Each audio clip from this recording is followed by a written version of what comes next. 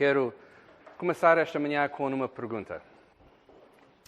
Já pensaste sobre o que queres colocar na tua lápide quando morreres? Já pensaste nisso? Uma pergunta estranha, eu sei. Algumas pessoas estão a dizer sim. Exatamente. Tira alguns segundos para pensar nisto, no que queres escrito sobre ti. O que é que seria?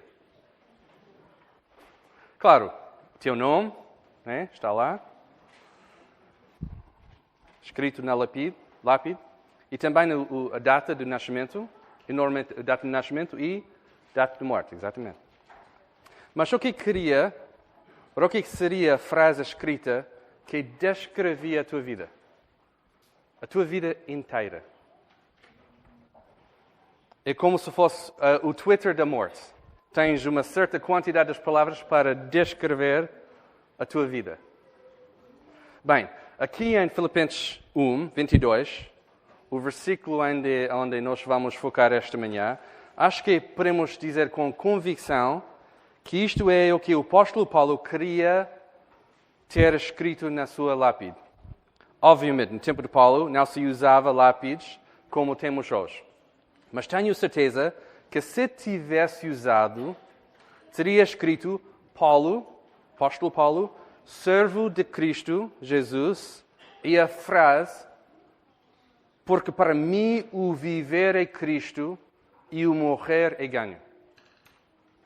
De facto, este versículo é muito interessante na língua original, em grego.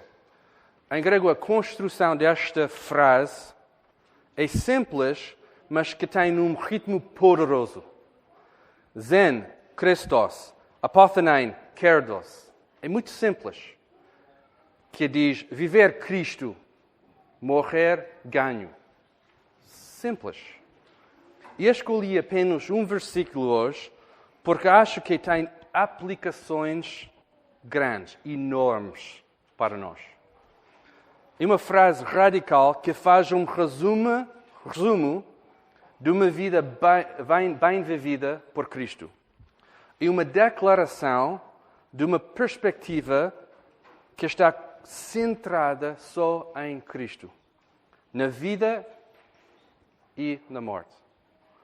Por que isto é importante? Porque quero gastar todo o nosso tempo hoje falando acerca desta frase, só um versículo aqui. Estou convencido que fazemos duas coisas.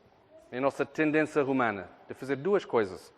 Vivemos como estamos mortos ou morremos desejando a vida. É a nossa tendência. Deixe-me explicar isso, porque eu sei que pode ser um bocadinho confuso, esta ideia. Vamos falar sobre a primeira afirmação. Vivemos como estamos mortos. Podemos ficar fisicamente vivo, mas andamos mortos-vivos. Agora, quero fazer uma distinção entre duas coisas importantes. Em Filipenses, Paulo está a escrever à igreja de Filipos. A audiência de Paulo é uma jovem igreja que começou durante a segunda viagem missionária, a história que já conhecemos muito bem, porque esta é a quarta ou a quinta semana deste estudo da carta de Filipenses. Por isso, sabemos este contexto muito bem. Já falamos muito sobre o contexto e a importância do contexto aqui na carta e a história, e não vou gastar mais tempo a falar sobre estas coisas. Mas por isso, apesar do fato que a Escritura aponta para o estado de ser fisicamente vivo e espiritualmente morto, isto não é o que o Paulo está a comunicar aqui. Porquê? Porque está a escrever à igreja. Crentes. É seguro, então, dizer que o contexto aqui é a igreja local e o meu foco aqui é para falar especificamente sobre a tendência dos cristãos para ser completamente vivos em Cristo, salvação e tudo, mas andam como se fossem mortos. Notem aqui, esta é mesmo importante, ouvir isso. Notem que não diz que estavam mortos, mas andam como se fossem mortos. A teologia da nossa salvação não está a ser questionada aqui. Nada disso. Mas sim a nossa resposta, ou seja, a nossa obediência depois. Então, como pode isto acontecer? A ser salvo por Cristo e a receber redenção por causa da sua morte na cruz, às vezes a tendência é esquecer isto e andar mais preocupado com ou sobre a mim mesmo, com as coisas do mundo. Procuramos satisfação nas coisas do mundo em vez do nosso Criador e Salvador. A nossa vida como cristãos é suposto ser uma vida centrada em Cristo, onde substituímos os nossos desejos pela vontade de Deus, mas às vezes ficamos preocupados com a nossa segurança e conforto em vez de confiar só em Cristo. Acontece convosco às vezes? Acontece na minha vida. Vivo, mas meio morto, entre dois mundos. A segunda coisa, morremos querendo ser vivo. Também é um grande problema na nossa cultura hoje em dia e nem para dentro da igreja. Temos medo da morte e fazemos tudo e mais alguma coisa para evitar essa morte. Tentamos prolongar a nossa vida, lutando contra a morte, fazendo qualquer coisa para não deixar a morte acontecer. Podemos ver isso na nossa cultura facilmente.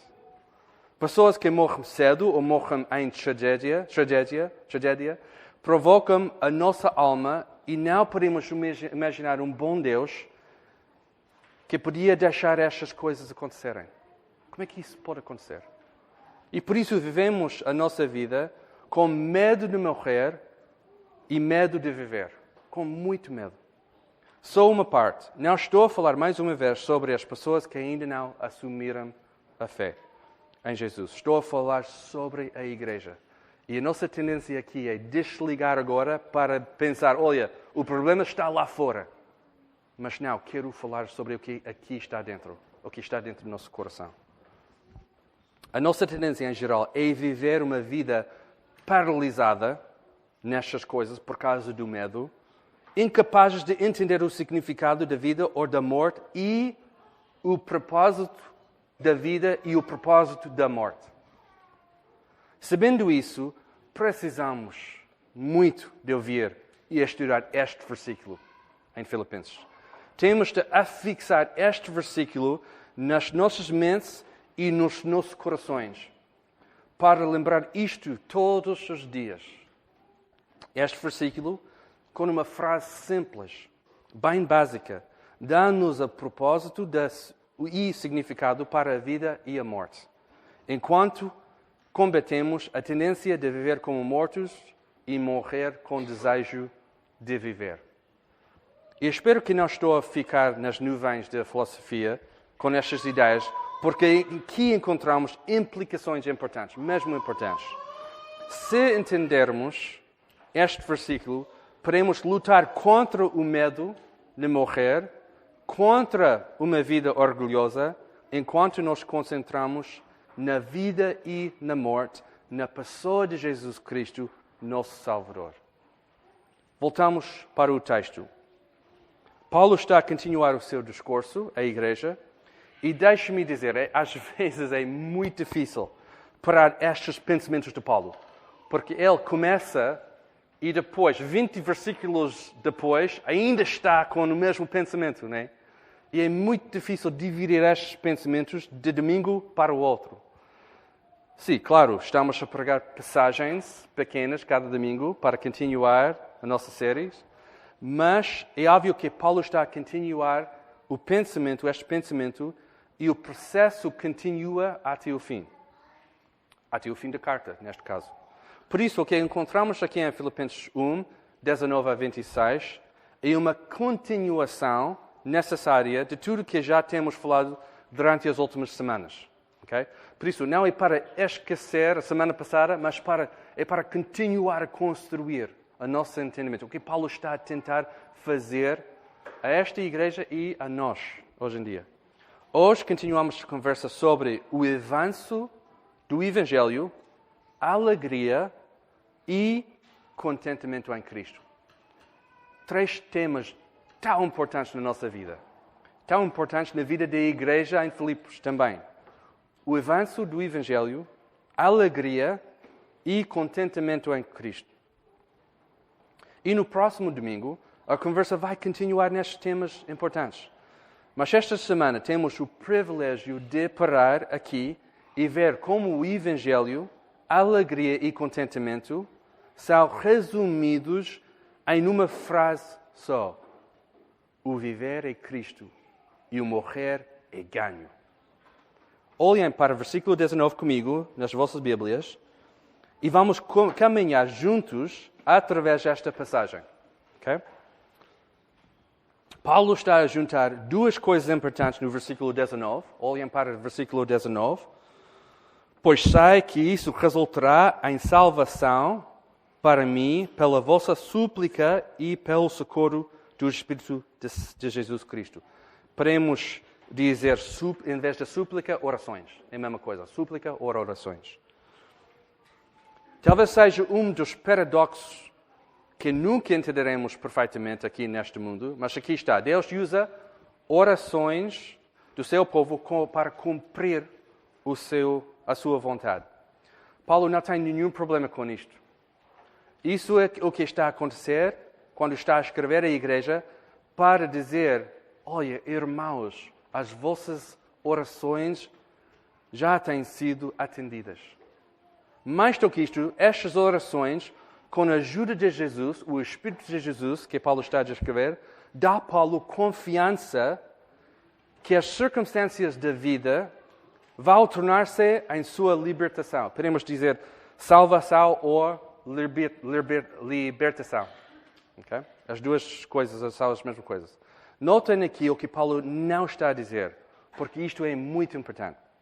Ele não está a dizer que a sua libertação significa uma saída de prisão. Porque aqui encontramos Paulo em prisão.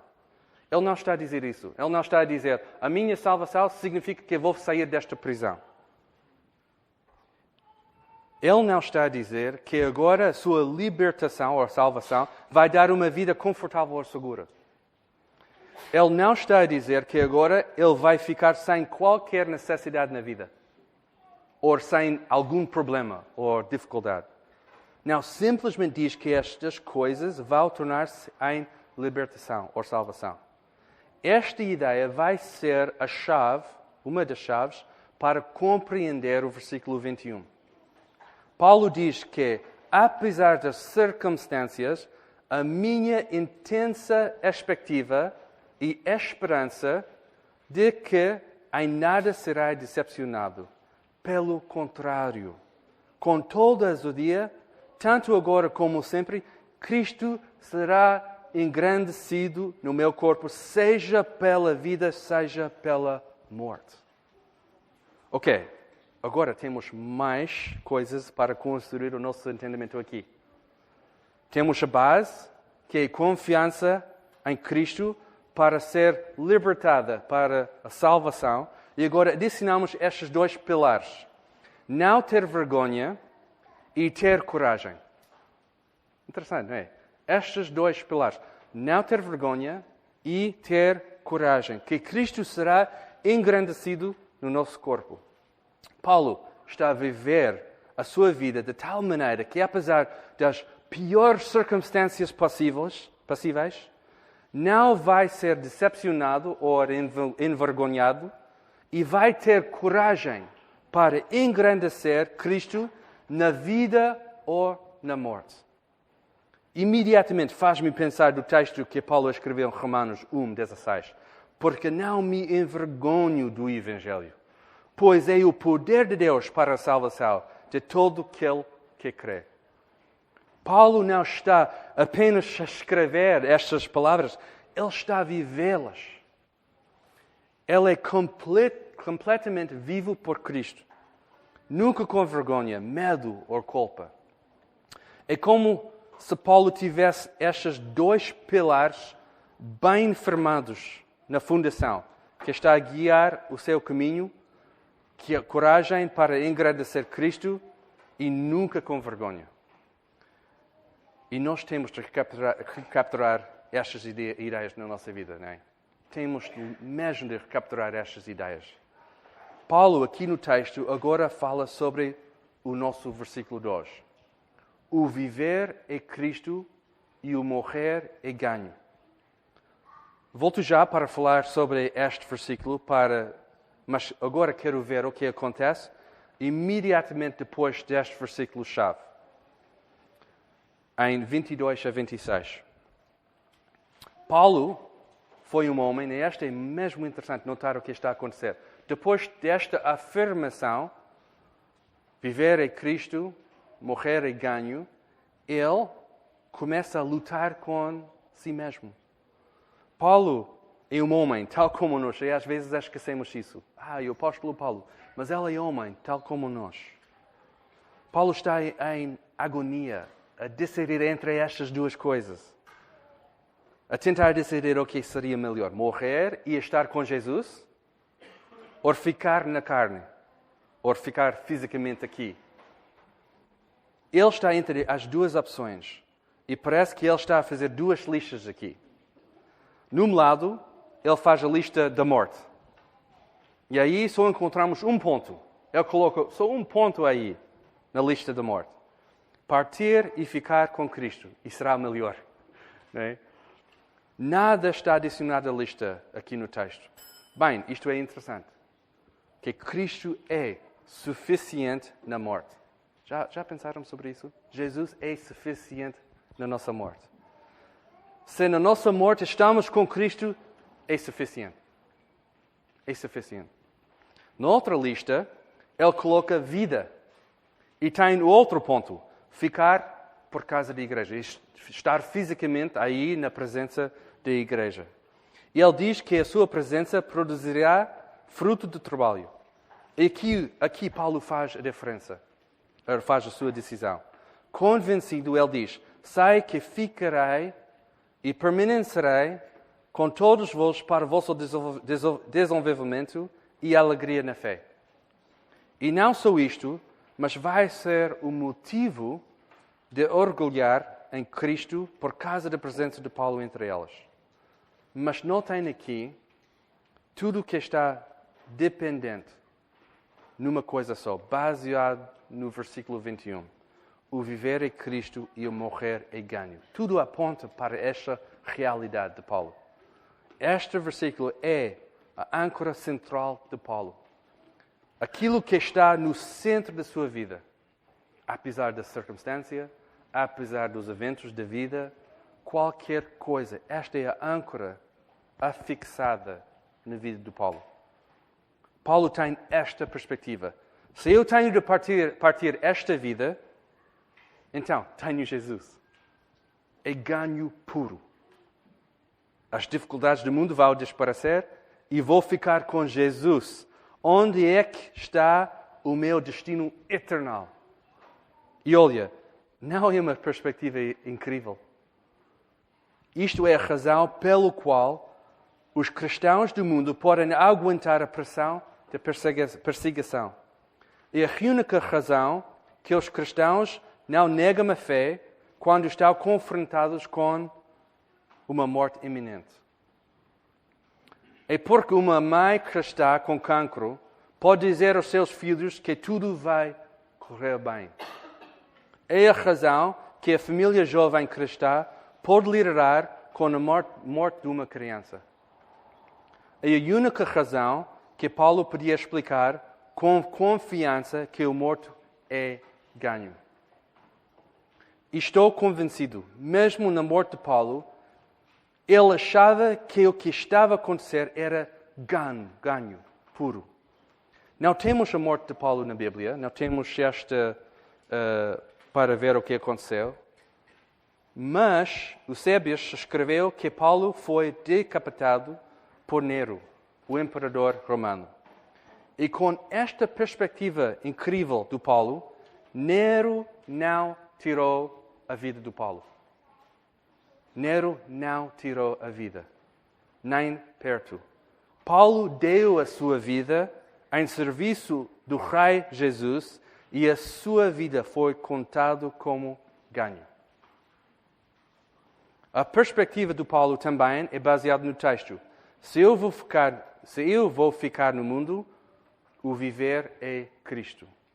Significa um trabalho que dá fruto. Há uma razão, um propósito, podemos dizer. Significa continuar com os outros. E neste caso, a igreja. Ajudando o progresso do Evangelho e alegria na fé. Lembrem aquelas 3 coisas que já falamos durante as últimas semanas. Alegria, avanço do Evangelho, contentamento. Significa uma razão de contentamento em Jesus, a fonte da nossa vida. É vivendo em abundância porque a nossa vida é encontrada mais profundamente em Cristo Jesus. É a perspectiva que conduz tudo o que somos, sabendo que a coisa mais importante é a nossa identidade em Cristo. Paulo sabia que o conceito de fidelidade na sua vida significou uma decisão séria para seguir Jesus Cristo na vida, porque só este caminho vai dar direção. Só este caminho faz sentido. Só este caminho ajuda-nos com o nosso propósito da nossa vida e o significado da nossa vida e a nossa presença aqui no mundo. E sabemos dos outros livros de Paulo, as outras cartas, que este é um tema central de Paulo. Na primeira carta aos Coríntios, Paulo diz: pois resolvi nada saber entre vós, a não ser Jesus Cristo e este crucificado. Não significa que Paulo não sabe outra coisa, mas que todas as coisas fazem sentido quando a sua vida é Jesus. A sua vida está colocada em Jesus. O que tudo isto significa? Significa que na vida ou na morte, o desejo de Paulo era honrar Cristo. Para honrar Cristo na sua vida, a viver digno do Evangelho. Digno do Evangelho de Cristo. Para honrar Cristo na sua morte e saber que a morte física é o começo glorioso da sua vida em Cristo. Significa que não temos medo de viver e não temos medo de morrer. E nós precisamos de ouvir isso esta manhã. Precisamos de coragem para viver por Cristo. E precisamos de coragem para morrer por Cristo. A nossa vida tem um propósito e uma direção em Cristo. E na nossa morte estamos unidos eternamente com Jesus. Não há medo da vida e não há medo da morte. Por isso, tenho 3 pontos de reflexão para nós e a minha oração é que podemos aplicá-las às nossas vidas enquanto procuramos ser corajosos em Cristo, quer na vida e quer na morte. Primeiro ponto. Quer na vida, quer na morte, a nossa libertação, a nossa salvação é encontrada só em Jesus Cristo. E sei que sabemos isso de cor. Eu sei. Este ponto é não tão complexo. Mas nós temos de viver isso. Sabemos isso, mas temos mesmo de viver isso. Quer na vida, quer na morte, a nossa salvação é encontrada só em Jesus Cristo. Se crês em Jesus e se tu és filho de Deus, esta é a tua verdade. Jesus liberta-nos do conceito de viver como morto e com medo da morte. Só em Jesus encontramos esta liberdade na vida e na morte. Temos liberdade de viver e morrer em Cristo e sabemos que é simplesmente parte do plano de Deus para nós. E não temos de ter medo sobre o que isso significa na nossa vida. Significa que não temos de encontrar ou buscar o nosso significado fora de Jesus. E isso que fazemos sempre. Né? Significa que não lutamos contra a morte, sabendo que a nossa partida deste mundo resulta na realidade doce de estar com Jesus eternamente. Em Colossenses, Paulo diz que Ele nos tirou do domínio das trevas e nos transportou para o reino do seu Filho amado, em que temos a redenção, isto é, o perdão dos pecados. Acreditas nisso? É uma coisa que enche o teu coração e dá ânimo à tua vida? É uma coisa real para ti esta manhã? Estas palavras? Se a nossa redenção na vida e na morte é encontrada em Jesus, temos de abraçar esta perspectiva e não correr na direção oposta. E às vezes esta é a nossa tendência, correr na outra direção. Mas esta perspectiva deve produzir alegria em nós, na nossa vida, nas nossas relações familiares, de trabalho, na igreja, no nosso mundo. Deve produzir alegria, contentamento e o movimento do Evangelho dentro da nossa vida e fora. Okay? Dentro da nossa igreja e fora. Deve produzir estas coisas. E já falamos sobre estas três coisas, mas eu vou continuar a falar. O movimento do Evangelho deve produzir um desejo de ver o movimento do Evangelho dentro do nosso coração, dentro da nossa igreja e lá fora. Deve produzir alegria. Alegria em Cristo. Alegria da nossa salvação. Alegria por estar aqui na igreja. Alegria que não é um conceito que fica aqui na nossa cabeça, mas que é vivida, alegria vivida nas nossas vidas. Okay? Que faz coisas aqui no nosso meio. E contentamento. Contentamento em Cristo. Não contentamento nas coisas do mundo. Não procuramos contentamento fora de Cristo, mas contentamento em Cristo. Que é tudo. Que Cristo é tudo para nós. Também, nesta manhã, quero aproveitar a oportunidade de falar com as pessoas que estão aqui hoje e ainda não renderam as suas vidas a Jesus. E quero mencionar isso cada vez que estou a pregar. A tua redenção e a tua salvação pode ser encontrada só em Jesus Cristo. Não há outro nome ou outra coisa que pode te salvar. Jesus viveu uma vida perfeita.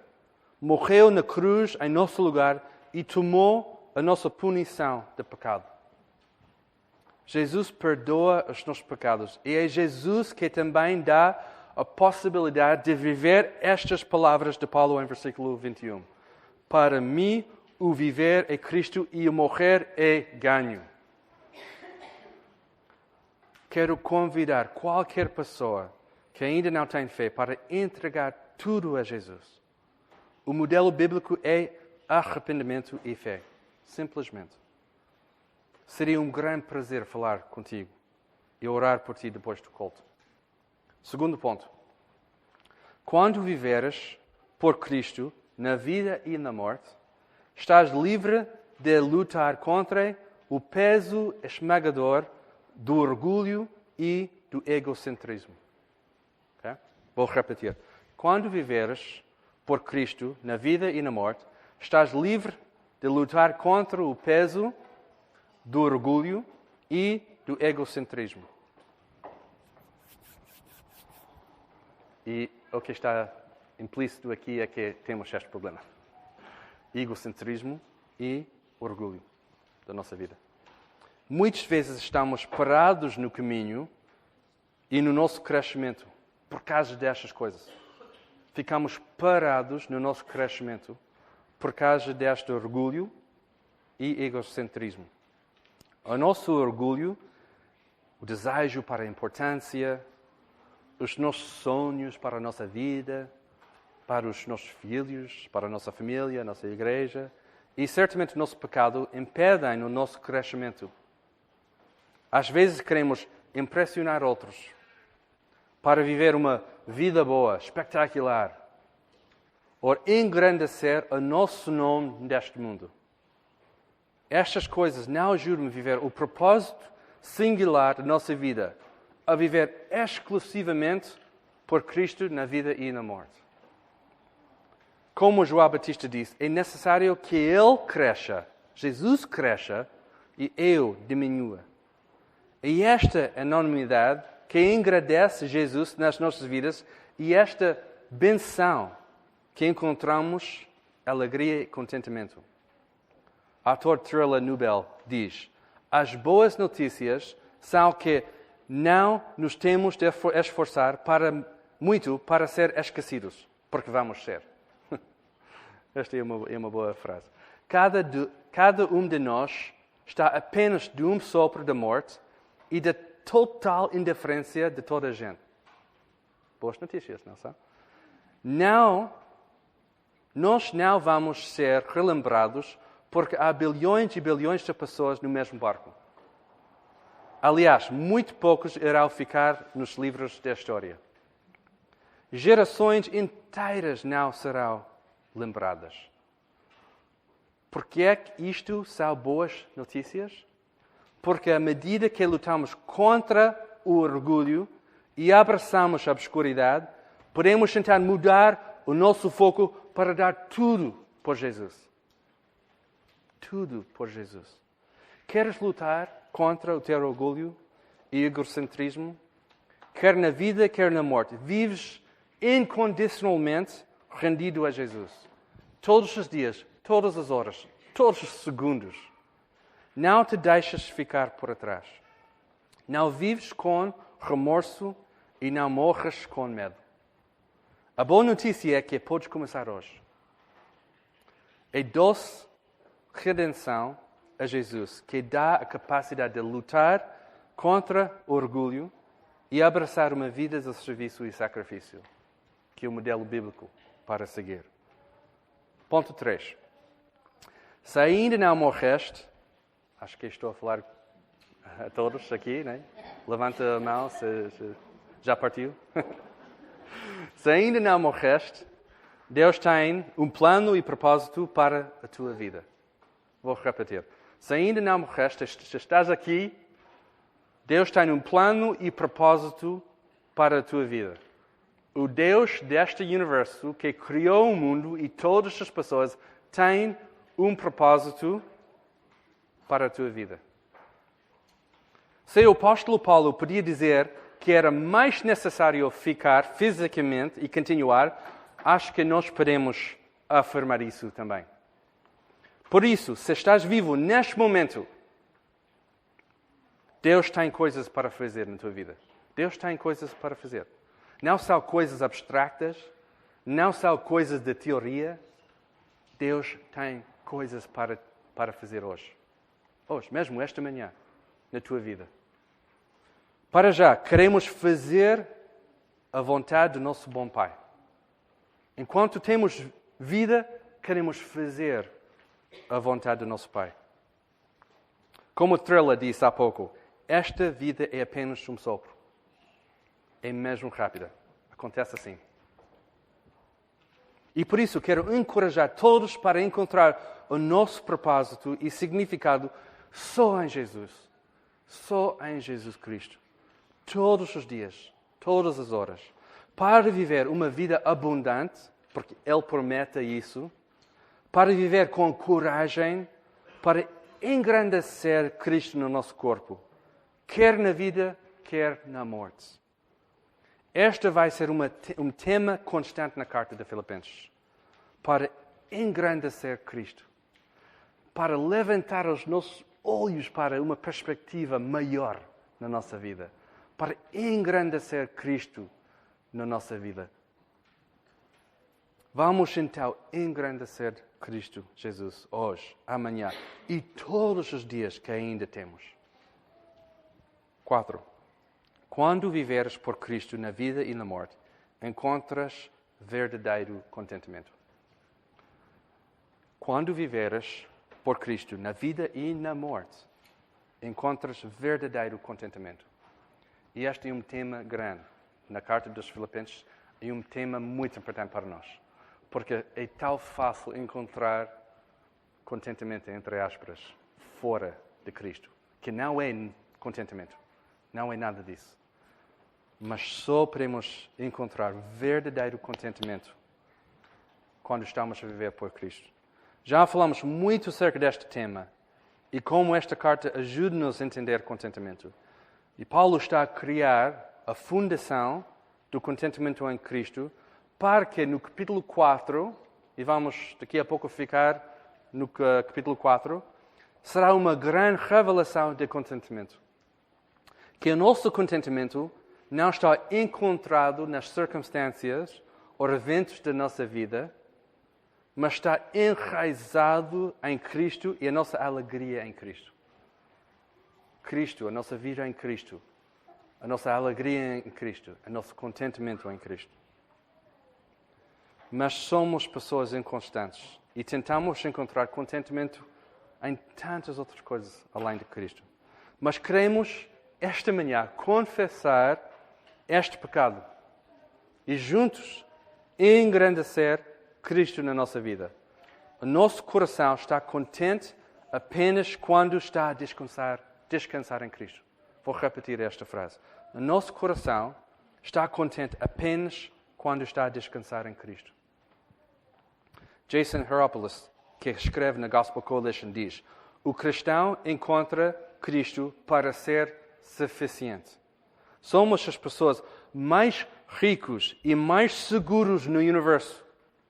Então, as tempestades podem bater as paredes da nossa vida, mas o nosso contentamento está seguro dentro. Não se toca, porque está completamente envolvido em Cristo. Quem é tudo por nós.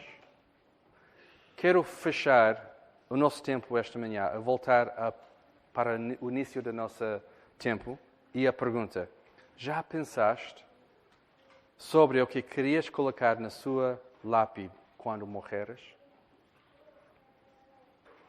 Deixe-me encorajar todos aqui para escreverem: para mim o viver é Cristo e o morrer é ganho. Vamos escrever isso na lápide da nossa mente, na nossa vida, na nossa morte. Para mim, o viver é Cristo e o morrer é ganho. A minha oração é que esta frase será o que é dito sobre nós, aqui na Igreja da Lapa, quer na vida, quer na morte. Que somos um povo rendido a Jesus na vida e na morte. Apesar das circunstâncias, apesar dos eventos, apesar dos problemas, dificuldades.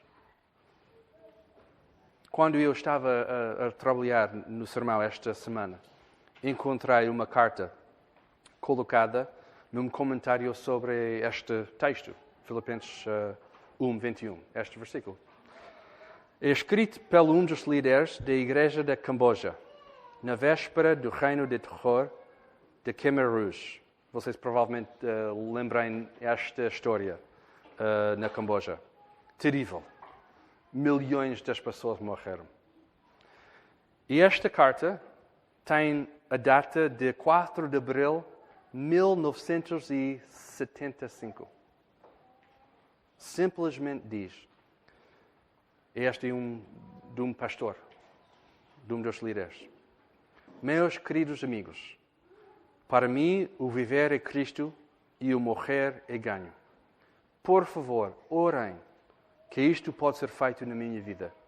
Seu irmão em Cristo, Tiang Shri. Esta carta foi a última correspondência do irmão Tiang. Um dia depois ele foi morto. Mas na sua vida e na sua morte, o Senhor Jesus respondeu à sua oração. A sua vida não foi uma perda, mas um ganho pelo nome de Cristo, pela Igreja e pelo próprio Tiang, que partiu este mundo para estar com Jesus. Igreja da Lapa, meus queridos amigos, vamos escrever esta frase nos nossos corações e oramos como o irmão Tiang orou antes de ser assassinado pela sua fé em Jesus. Senhor, faz isto em mim, quer na vida, quer na morte. A graça do Senhor Jesus Cristo esteja com o vosso espírito. Amém.